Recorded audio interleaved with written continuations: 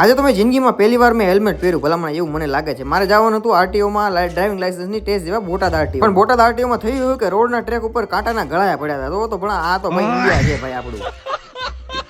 તો આ વિડીયો જોશો એટલે તમને ખબર પડી જાય કે બોટાદ આરટીઓમાં ટેસ્ટ દેવા જાવ તો શું શું થાય અને શું શું ડોક્યુમેન્ટની જરૂર પડે એ બધું હું તમને આ વિડીયોમાં કહીશ હું તમને. તો ડ્રાઇવિંગ લાઇસન્સની ટેસ્ટ દેવાનું થાય તો ડોક્યુમેન્ટમાં તમારે એક ઓલું લર્નિંગ લાઇસન્સ આપ્યું એ લાવવાનું રહેશે. અને આ તો ખાલી હાઇલાઇટ જ છે પણ ફૂલ વિડીયો મારી યુટ્યુબ ચેનલમાં છે મિસ્ટર પ્રકાશ બ્લોગ્સ કરીને. ત્યાં જાઓ એટલે પહેલા તમને આવો એક વિડીયો બતાડે 10 મિનિટનો. ડોક્યુમેન્ટ વેરીફાઈ કરીને પછી આવું કંઈક મેગ્નેટ જેવું આપ્યું છે. પછી કીધું જાઓ અંદર જોવો 10 મિનિટ વિડીયો જોવો. પછી ઘડી તો મને જો આ ઘરે ખીચામ નાખીને લઈ જાવ પણ આ કોઈ લઈને જતા નહીં હો. આ લઈને જાવ એટલે દંડ પડશે. તો હવે ટ્રાય તો દઈ દીધી છે. જો અહીં ઘણી સળાગ્યાનો ટાઈમ હતો ને પહેલો જ મારો વારો હતો ભલામણા પણ પાસ થઈ ગયા એટલે બે અમારે બે ની ખુશી જો એકબીજાને પાર્ટી દઈશું હવે.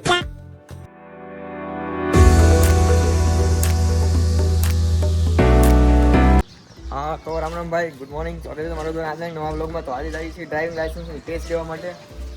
તો ગાડીની હેલ્મેટ બધું તૈયાર કર્યું છે. આજ તો હેલ્મેટ પહેરવું પડશે કારણ કે લાઇસન્સની ટેસ્ટ લેવા માટે જવાનું છે. તૈયાર થયું છે ત્યાંથી પછી વારગામાં આવી જવાનું છે. અહીં જવાનું છે બોટાદ. બોટાદમાં આમ કહે છે કે મિલિટરી રોડ ઉપર આરટીઓ ઓફિસ છે પણ ક્યાંથી ખબર નહીં. 11:30ની અપોઇન્ટમેન્ટ છે. ચાલો જાવી અને વિડીયો જો હું કેવી ગાડી આપું છું. આમ તો આપણે કારીગર છીએ આ ગાડી આપવાના. ચાલો જઈએ તો આ કારીગર અમારે થઈ ગયો છે તૈયાર થવા માટે. કા લેટ્સ ગો. તો હાલો હવે જઈએ સીધા હવે બોટાદ. તો તમારા ઘરથી તમારે પહેલાં જોવાનું છે, સર્ચ કરવાનું છે, ગૂગલ મેપ ઓપન કરવાનું છે ને એમાં સર્ચ કરવાનું છે આરટીઓ બોટાદ કરીને સર્ચ કરજો એટલે તમારા ઘરથી કેટલું દૂર છે ને એ તમને ખબર પડી જાય. પણ 11:30નો ટાઈમ હોય તો તમારે ટાઈમ પહેલાં થોડુંક પહોંચી જવું એ જરૂરી છે.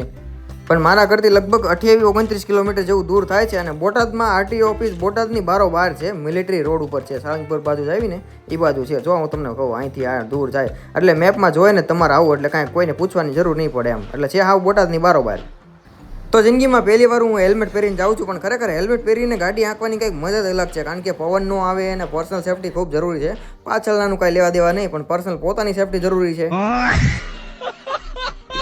એટલે ટૂંકમાં કહેવાનું એમ કે સરકારને ખાલી ઉપાધિ આ ડ્રાઈવરની જ છે, પાછળ બેઠા હોય એની નથી.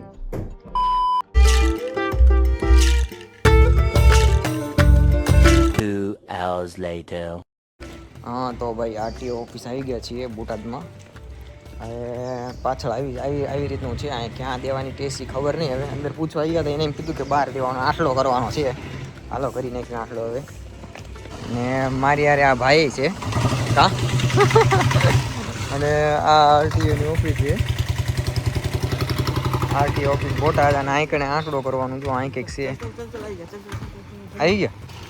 અહીંયા જો કંઈક કરવાનું છે driving licence test control tower ને આ બાજુ કરવાનું છે. તો એટલે હા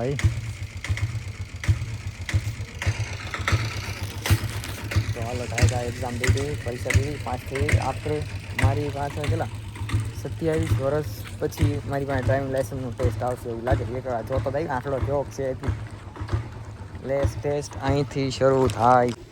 તો ડ્રાઇવિંગ લાઇસન્સની ટેસ્ટ દેવાનું થાય તો ડોક્યુમેન્ટમાં તમારે એક ઓલું લર્નિંગ લાઇસન્સ આપ્યું એ લાવવાનું રહેશે.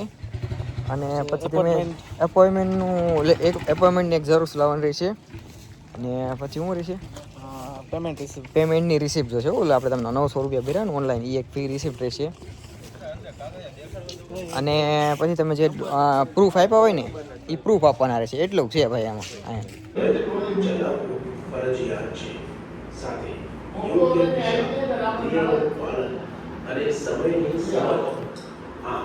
તમે ટેસ્ટ સફળતાપૂર્વક પૂર્ણ કરી શકો છો.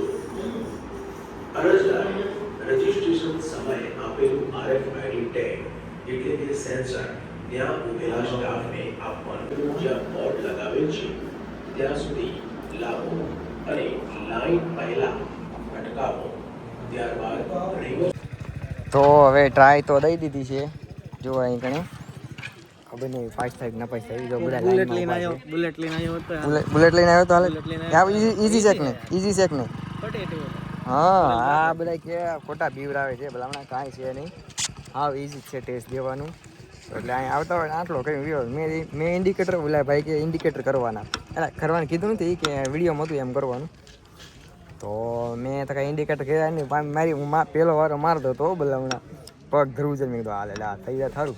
બીજા ગેરમાં નાખીને એમાં પાણી ભર્યું ભલામણા. એ તો જો ઓલા પણ હાટીવાળાને કે હા આમ ન હાલે, બોટાવાળાને કે પાણી ભર્યું ને ગાડી ખરીને પડ્યો હોય તો એ કોની માથે આવે.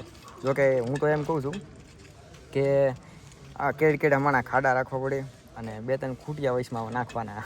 તો એવી ટેસ્ટ દેવાની હોય કાં એ રીતની ટેસ્ટ દેવાનું હોય તો વાત ઠીક છે. આમાં તો પ્લેન રસ્તો છે બધા એ મસ્તીનો ભાઈ, ખાડો પાડો કાંઈ નહીં અહીં કણે. જોકે પાણી થોડુંક ભીરું છે. જો ઓલા 4 વ્હીલવાળા ટ્રાય દે, જો ઓલા આપણે જો થાય અને આપણા આરટીવાળા જો ભાઈ હવે ખબર પડે 5 સ્ટાર્ટ સાંભળ લગભગ તો પાસે જ છે, આમાં કાંઈ છે નહીં. તો ભાઈ અહીંયા જો કાલ વાવાઝોડું આવ્યું હતું ને, વરસાદ આવ્યો હતો તો ત્યાં તો પેલું ડાળખું પડ્યું જો અહીં કણે. તે ઓલા ભાઈ એને ઊભી રાખી. આ પેલા ભાઈનો જ વારો હતો અને જો કાંટાનું ડાળખું પડ્યું આખું. તો એ ભાઈ ઊભી રાખી દીધી ચાલુ ટ્રાય. ઓલા ભાઈ તો લઈને જાય. તો આ સાચી ટ્રાય કહેવાય. જો હું તમને જો એકો લે ઓલા તો હવે લાવવા દીધી. જો ઓલા ભાઈ એકો લીધી. આ સાચી ટ્રાય કહેવાય. આમ કેવો ગામ ગણો ને તો ઇન્ડિયામાં આપણે જો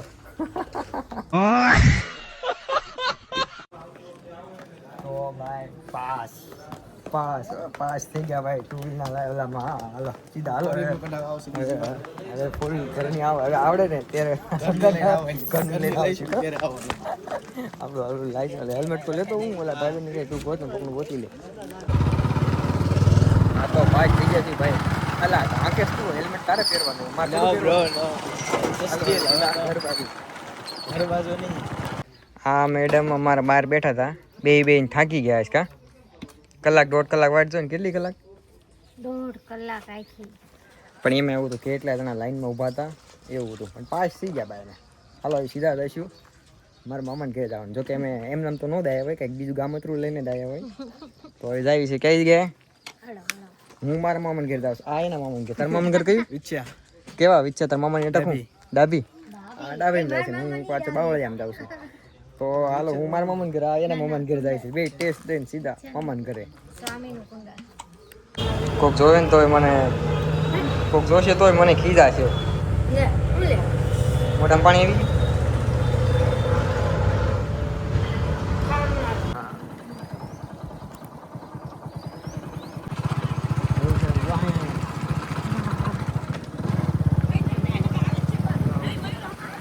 લીધું